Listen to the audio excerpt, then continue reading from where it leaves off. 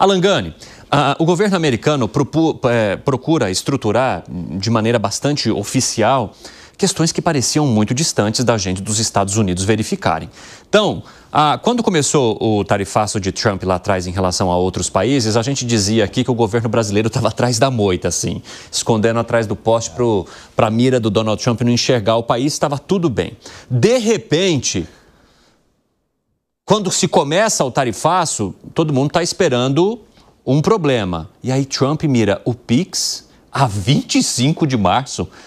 Tem algum sentido nessa investigação que foi proposta pelo governo americano agora, hein, Alan Gani? Olha só, eu acredito que ele levanta todos esses pontos justamente para justificar a tarifa de 50%, que não é uma decisão meramente econômica. Por quê, Evandro? Porque o Brasil é deficitário em relação aos Estados Unidos. Os Estados Unidos é superavitário em relação ao Brasil e as tarifas colocadas em prática são muito parecidas. Mas, no meu entendimento, é uma questão geopolítica. O Trump se incomodou muito, isso não está na carta de declaração, está nas entrelinhas, relacionada à aproximação do Brasil, que não é de hoje, com a China e, principalmente, o Brasil liderando aí um movimento para substituir o dólar. Então, ele usa todos esses argumentos, na verdade, para justificar a tarifa de 50%. Mas a tarifa de 50%, a razão principal é uma questão geopolítica. O que você acha, Bruno Moza? Eu concordo 100%. Eu tracei alguns pontos aqui que eu acho que, basicamente, Trump ele vem declarando uma guerra com o Brasil. E esses argumentos pautados, ou seja, os argumentos que o Brasil vinha pautando em cima da defesa para tentar fazer com que Trump recuasse, isso é um balde de água fria em quem acredita que Trump vai recuar. Porque, obviamente, ele traz agora pontos econômicos. Podemos discordar, podemos dizer que não é uma questão americana, mas pouco importa. Importa que, mais uma vez, esse é um fato e a investigação começa. Se o governo vinha pautando as suas justificativas em cima do tema econômico, como o Alan muito bem colocou, ora, o Brasil é deficitário, portanto não faria sentido ter uma tarifa, agora tudo isso mudou. O Brasil vai ter que encontrar novas frentes para justificar o que Trump está começando com a investigação. E eu continuo dizendo, tudo que está acontecendo, enquanto briga aqui esquerda e direita, Trump usando isso, o objetivo não é ajudar ao Brasil, ajudar o Bolsonaro, usando esse meio para obter os fins que ele quer, que é extrair ao máximo da relação comercial com o Brasil, assim como dos outros países. Ele quer acordos mais favoráveis aos Estados Unidos em detrimento dos outros países. Isso fica, para mim, bastante claro. Portanto, para quem esperava que ele poderia recuar, balde de água fria. Atenção ao Brasil, hein? O Bruno Musa traz uma questão muito interessante que é perceptível mesmo. Zé Maria Trindade, boa tarde para você, meu amigo, agora que eu te vi. Um abraço. Salve, muito obrigado, muito boa tarde a todos. Bem-vindo, já te chamo aí. Fábio Piperno, Musa traz uma questão interessante que é um modus operandi de Donald Trump nos últimos tempos, que é se aproveitar de crises internas de países para tentar entrar como um suposto, digamos, conciliador e, junto com a conciliação, vem uma pequena ameaça. Olha, se você não resolver a situação dessa maneira, eu vou taxar o teu país. Isso aconteceu em vários conflitos pelo mundo e tem acontecido, por exemplo, quando a gente olha para o conflito entre Rússia e Ucrânia, com outros países também com os quais os Estados Unidos quer organizar melhor o seu comércio, a exemplo do que aconteceu com a União Europeia. E agora há uma crise política aqui no país, desde o 8 de janeiro, com as investigações em torno de Jair Bolsonaro, com a articulação de Eduardo Bolsonaro lá fora, que Donald Trump pega esse momento e fala para o governo brasileiro, olha, vocês estão interferindo demais em empresas americanas, a questão política e democrática não está boa aí, vou taxar vocês. Você entende dessa maneira, Fábio Piperno? Vejam só, a US Chamber, que é o lado americano do que é a ANCHAM aqui, aliás, até publicou ontem um documento conjunto com a ANCHAM, estima que, caso as tarifas de fato passem a vigorar no dia 1º de agosto, cerca de 6.500 pequenas e médias empresas americanas serão impactadas, terão prejuízos. Então, as perdas não serão somente para cá, as perdas serão para todo mundo. O que aconteceu com a inflação americana nesse mês, por exemplo? Aumentou para 2,7%, já a maior taxa em 4, 5 meses. Por acaso, o comércio, a atividade econômica dos Estados Unidos vem se recuperando a partir da imposição dessas taxas? Não. E além do que, eu estava conversando antes de começar o programa com o Alan e chama atenção para uma outra coisa importante. A gente tem que ficar muito atento ao que vai acontecer na economia americana nesse terceiro trimestre, porque muitos países serão tarifados a partir de agora. Então, o grande impacto ainda não aconteceu. Como isso vai afetar, por exemplo, as cadeias produtivas de empresas americanas? Agora, veja, quando ele aponta o dedo, inclusive, para o PIX, é óbvio que ele quer, que está também incomodado, que os Estados Unidos estão também incomodados com um novo mecanismo lançado pelo Brasil, também no momento em que a Meta, via WhatsApp, criou uma espécie aí de uma alternativa. E tem seria o lobby das operadoras de cartão, né? Porque claro, ao pagar no Pix, você deixa de utilizar muitas vezes os cartões e, naturalmente, deixa de recolher taxas para essas operadoras que até então operam e operavam aqui no país de uma maneira mais intensa. Então, eu entendo também que haveria uma preocupação dessas empresas com isso, Piperno? Mas é uma questão de mercado, não é? Quem oferece o melhor serviço conquista espaço. Pois é. Então, daqui a pouco, alguém vai ter que mandar uma procuração para ele, para que ele seja anexe o Brasil, se torne também, de fato, presidente do Brasil. Ou então, eu até sugiro ao Nicolas, que fez um vídeo tão bem sucedido em relação ao Pix, que façam outro agora. Fala, olha, Trump quer intervir no Pix. Agora, Zé Maria Trindade, o Brasil tem buscado soluções e a gente viu uma carta que foi enviada agora pelo vice-presidente, assinada pelo vice-presidente e por outras autoridades, citando a indignação do Brasil com essa ameaça de tarifação ou com a proposta já que estaria prevista a partir de 1º de agosto por Donald Trump e dizendo que estaria disposto a sentar e negociar antes que essas tarifas passem a valer. Essa carta também cita uma tentativa feita lá em maio de diálogo, antes que se chegasse, que se escalasse para um problema que agora ficou bem grande. Como é que você avalia o posicionamento do governo até aqui e as soluções que ele tem buscado e apresentado? Boa tarde. Boa tarde. Boa tarde a todos. Olha, é interessante que a carta fala, inclusive, em comunicados extraoficiais e sigilosos, né? Dizendo que o Brasil tentou negociar, mostrar como funciona aqui. Vou fazer uma radiografia do que aconteceu e o que está acontecendo hoje aqui em Brasília, a relação do governo com esse problemão. É um problemão. O presidente Lula, do lado que ele decidir ali, ele vai ter problemas. Então, pegou de surpresa, sim, pela taxação em 50%.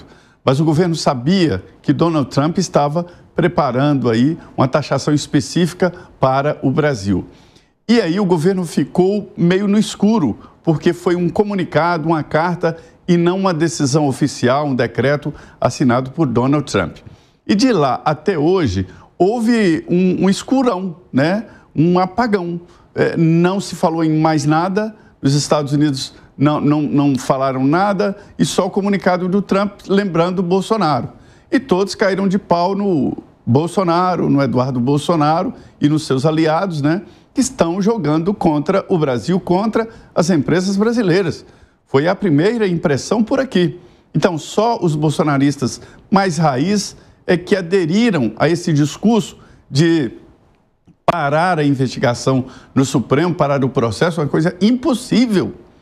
Quem é que vai chegar no Supremo, dos ministros do Supremo e dizer, olha, parem com esse processo aí porque ele está atrapalhando a vida econômica do país. Não existe isso, não existe essa possibilidade, né? Então, agora o governo já tem uma transparência maior. E a nova desconfiança é de que a guerra é mesmo fiscal e que a guerra é mesmo por espaço de dinheiro e de mercado. Veja bem, ao jogar o Pix na história, faz muito sentido. Olha, o Pix assustou os meios de pagamentos do mundo inteiro. Os cartões norte-americanos estão com muito medo. Se o Pix se transformar no meio de pagamento mundial, os cartões vão perder um mercado enorme, um mercado muito grande. O Pix já está fazendo até previsão de pagamento, além do pagamento sem maquininha, sem taxinha, que engole ali cerca de 10% da renda do lojista, né? Então, o Pix iria tomar um mercado muito forte dos cartões norte-americanos, que dominam o mundo. São os cartões de maior uso no mundo inteiro. Qualquer lugar você compra com cartão. Por outro lado, a história da pirataria no Brasil, ela é meio cultural. Trata-se de um roubo de propriedade intelectual ou roubo mesmo de patentes, né? Eu acompanhei aqui, Cine, o trabalho de uma CPI, isso lá em 2004, detalhou o processo de pirataria no Brasil, naquela época era CD, trouxeram aqui para a esplanada dos ministérios não sei quantos mil CDs apreendidos, passaram a máquina em cima dos CDs, naquela época CD, de música e tal, propriedade intelectual, e nunca o Brasil conseguiu diminuir o número de pirataria no Brasil. O governo tem feito um trabalho muito pesado, daí entra 25 de março.